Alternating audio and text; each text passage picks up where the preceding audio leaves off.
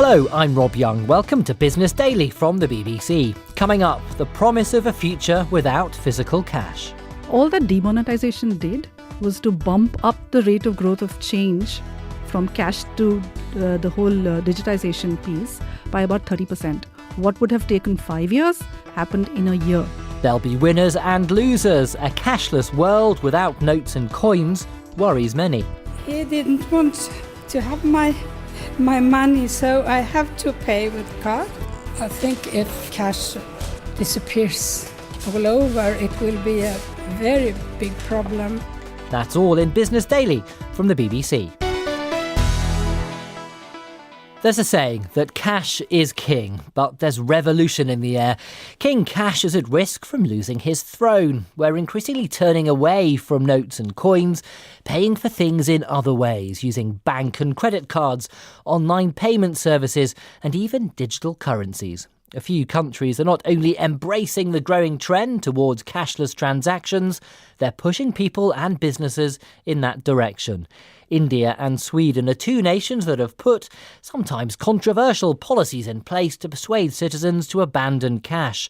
In Sweden, it's working. Cash is now used in less than 1 in 5 of all transactions in stores. That's half the number 5 years ago. But not everybody is happy about the shift. My name is Maj-Lis Jonsson and I'm 73 years old. I'm living here in the center of Stockholm. I think I am a very active person and doing a lot of things with friends. We bought the tickets for this travel. My friend paid, so now it's my turn to pay her. Here in Sweden we can't pay by check, so I have to go to the bank. We are here now and I will be back in some minutes, I think.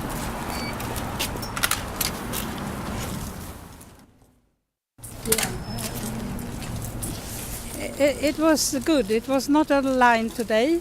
Usually the fee is 75 crowns, which is about $9.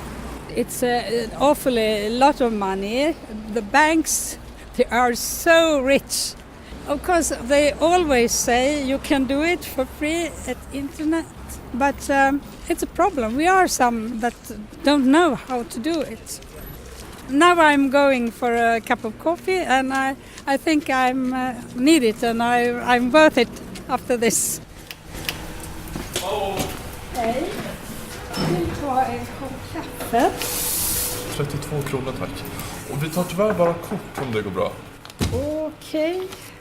He didn't want to have my money, so I have to pay with card. I like to pay by cash as often I can if it's small amounts. I think if cash disappears all over, it will be a very big problem.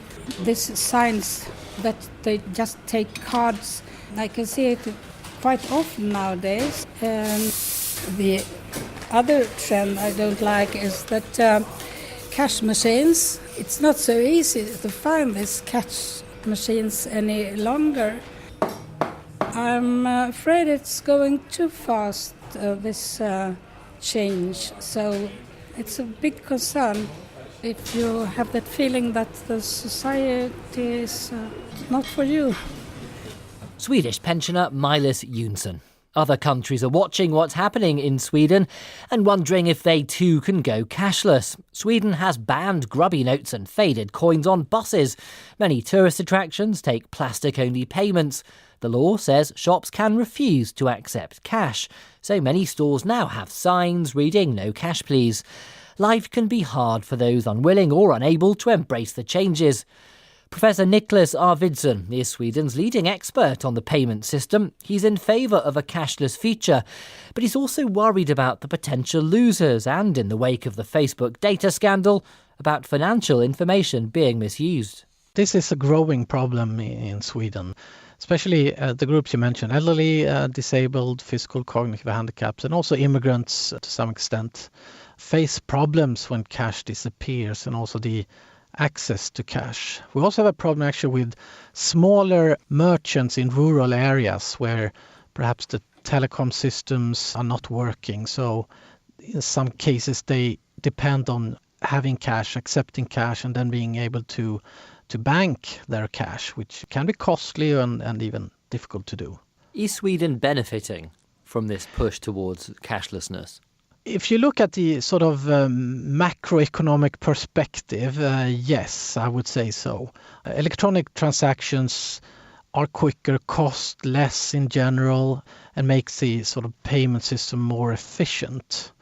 It is a bit more difficult to make black or grey transactions if you can't use cash. Also, from a tax-related point of view and criminal-related point of view, it's a little bit more difficult for the general people to get away with paying taxes or making small thefts without cash. Isn't the danger that people are putting more and more power, information, in the hands of a small number of private companies? That is a risk, and this risk has several different dimensions. One is the sort of, if you look from a system point of view, we have the risk of the single point of failure. If all transactions depend on few services like card payments, for instance, if they fail, there are few alternatives. So we have a system risk related to it. We might end up in a situation where a few commercial banks have a lot of power. The counter force against that is the growth of fintech companies that develop services that can compete with banks, and hopefully we get a sort of still a very competitive market where we don't see oligopolistic profits and too much powers resting in the hands of a few actors. Aren't there also dangers about information security? Information could be hacked. There, I suppose, are also questions about, when there's a power cut. Yeah, that is a risk. This goes back to this single point of failure problem. In general, you want different alternatives. So if one is down, you can turn to others. So there is a risk of being too dependent on internet digital systems. Even with cash, there are problems if the internet is down or if electricity is down. ATMs will not work, the cash register machines will not work. So even cash will be restricted if electricity is out, for instance. Do you think cash will be phased out completely at some point? I think so, but I think it will take time. It may not even happen in my lifetime, I'm not sure. The practical use of cash in Sweden is going down rapidly and will be, I say, in 7 years from now, it will be very marginal. Professor Nicholas Arvidsson in Stockholm. You're listening to Business Daily from the BBC with me, Rob Young. India too is looking at going cashless. It took an extreme, perhaps brutal step at forcing some people to embrace digital transactions. The government withdrew some high-denomination banknotes from circulation over a year ago. The move hit the economy and many poor people, albeit for a short period of time. India's Prime Minister Narendra Modi is a big fan of digital dosh. He's created dozens of cashless townships where notes and coins are discouraged. There's even a government ministry dedicated to driving the change. But with an estimated 270 million Indians below the poverty line, is a cashless future actually desirable, even if it is possible? Monica Hallen is the consulting editor at the Indian financial newspaper Mint, which is based in Delhi. She told me what the government is trying to achieve. It is a mix of financial inclusion.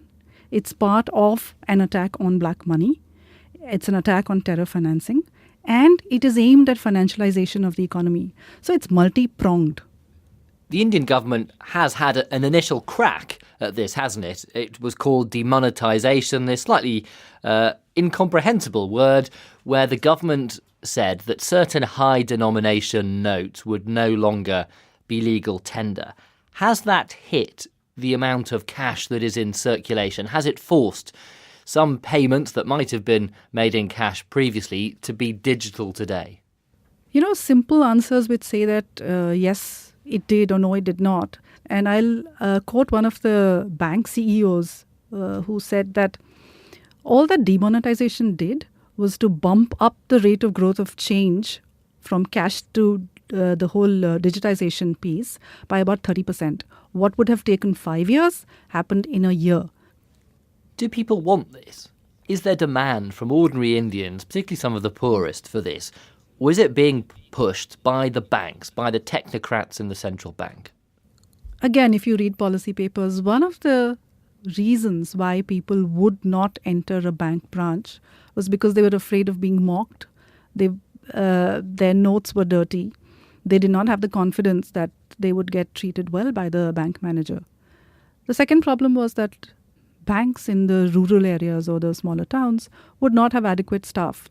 So there's always been a supply side problem, not a demand side problem. So if you look at the way people save in the poorer parts of the country or the villages or even in the urban informal sector, it's really a lot of informal chit funds where they are collecting money themselves. And a lot of people lose that money. So if you're asking me the question that do people want to put money in banks, the answer is a absolute yes, of course. They want to put money somewhere where it is safe. You need to get banking to the poor people in the manner that they want it, not in the manner that is being supplied. What about businesses? Are they ready for this? Not just your large stores in big Indian cities, but your street vendors, people who perhaps are living a hand-to-mouth existence, selling products on the street. Will they be able to take part in this digital economy? So one of the first things that we began to see about 10 years ago is all the people, the poor people who would give services to middle-class households like ours, the carpenter, the vendor, the sweeper. They all quickly got mobile phones. The minute the prices fell below a certain threshold of the device as well as the service, they were the first people to quickly get cell phones because it increases business. So all the service provider to middle-class households or the poorer parts of the country, they are the people who are buying these value packs and using it. And they can do the same things that the rich and the elite have been doing now with their devices. So I think in terms of democratization, it's one of the biggest tools. Do you think this is perhaps the most important economic change the government is trying to bring about? Does this have the potential to change India more than some of the many other myriad policies the government has? It certainly is the backbone. So I would look at it as the virtual image of big highways and railroads being built. So if a highway or a railroad has the capacity to bring people and business closer and increase output, the same thing will happen with technology on linking your bank accounts, payments, and your biometric. So the same three things will happen, but in a virtual way. So it's like a virtual infrastructure being built. So I really do believe once the technology genie is out of the bottle, how do you put it back? You sound quite excited about this drive towards a largely cashless, digital financial economy. But what are the aspects of it that worry you? We are giving away too much of our power to maybe one or two entities, and then they can always increase tariff. The other, of course, is security, data security. And who is collecting this digital footprint of mine, my digital exhaust? Who does it belong to? What will they do with it? I think those are the issues which the entire world right now is grappling with post-Facebook. Governments and regulators have to act really fast to plug the data breaches which are happening all across the world and even in India. Monica Hallen in Delhi. In a cashless future, there'll be cards, mobile phone payments and digital currencies like Bitcoin, right? Well, perhaps not. It's unclear whether Bitcoin, that most cashless of payment systems, will be part of India's drive towards digital money. The BBC's Rahul Tandon in Calcutta explains. Bitcoin has rarely been out of the news over the past few months. But believe it or not, there are still a lot of people who do not know what it is. At a recent dinner with a group of Kolkatans who think they know everything about everything, I posed a simple question. Can anyone explain what Bitcoin actually is and how it works? What followed was a rare and, I have to say, an enjoyable moment of silence. Then a shaking of heads followed by a murmur of not really sure. So, for those of you who are still confused, it's what's known as a cryptocurrency or a digital currency. They are basically virtual coins with no need for a banking system. Whilst my group of Kolkatans may not have been able to accurately describe what they were, They did know that their value has increased dramatically over the past year. But whilst millions of people here are still trying to work out what Bitcoin is, the Indian government is dealing with a more difficult question.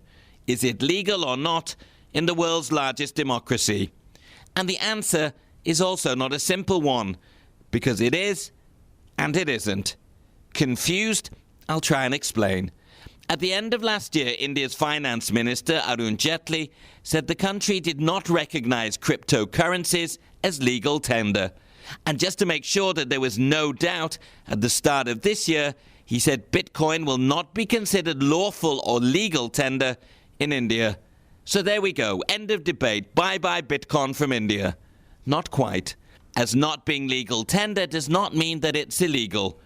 For example, as a friend of mine, Rajiv, who's a financial expert, told me when I asked him about Bitcoin, gold is not legal tender here, but it's still commonly used to pay for things. Bitcoin can operate in the same way. The simple fact is that Bitcoin is part of the financial world that we live in. In fact, a growing part. And many countries like Japan, the US, Canada and Australia have realized that. Others like India, however, have taken a different view and are keen to ban it. So why is that the case? One banker I spoke to told me that's because the Indian government is worried about the volatility of the cryptocurrency market. He said they view them as a high-risk asset and so are worried about the fallout if people lose money. They think people will blame them. So is the government's attitude putting people off Bitcoin here? It does not look like it. A recent survey by Google Trends found that the city that was most interested globally in investing in Bitcoin was Surat, India's diamond capital. And as my friends at the recent dinner party told me, we may not fully understand how Bitcoin works and be able to exactly define it, but we know that it's making lots of money. And that means eventually millions of Indians will consider investing in it, no matter what the government does. Rahul Tandon in Calcutta there. Well, if you've got views on the programme, then please do share them with us. You can reach me on Twitter at RobYoungUK. Starting on the 16th of April. A major new podcast series. She was laying with her head down there and her legs up here. A woman's unidentified body, a 47-year-old mystery. Our investigation. Search for Death in Ice Valley wherever you find your podcasts. You can hear the preview now. Subscribe now and you won't miss the first episode.